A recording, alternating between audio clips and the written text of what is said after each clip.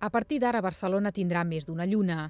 L'estudi creatiu Turmix, especialitzat en direcció d'art i disseny gràfic, ha estat seleccionat per ser la imatge del Festival Grec d'aquest any.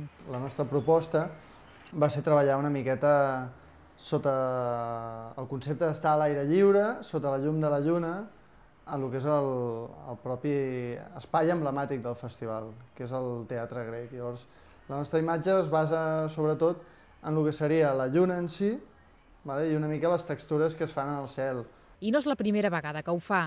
L'any 2002, un fauna reconvertit en el marcianet de les mítiques maquinetes dels 80 ja va omplir els carrers de la ciutat comtal. Aquesta agència creativa, creada l'any 2000 a Barcelona, ha treballat, entre d'altres, pel CCCB, MTV, Nike, Loewe Camper, l'Ajuntament de Barcelona i la Generalitat de Catalunya. Seva també és la campanya de comunicació de la 38a entrega dels Premis Laus 2008, que celebra demà a la nit la festa anual de la comunicació visual a Barcelona, i on han volgut reivindicar la professió del dissenyador gràfic i del director d'art. Aquest any, aprofitant l'oportunitat que ens donava el FAT per crear la campanya dels Premis Laus, vam aprofitar per crear el Dia de l'Orgull Gràfic, no? I era una manera de reivindicar la professió a través d'una idea, que nosaltres vam crear el Dia de l'Orgull Gràfic, i a través d'unes manifestacions i de la gent del carrer reivindicant a través de missatges així com molt irònics, aprofitàvem per explicar el que és la professió, quin és la seva funció, tant pels propis dissenyadors com pels clients, com per la gent del carrer que no coneix com funciona.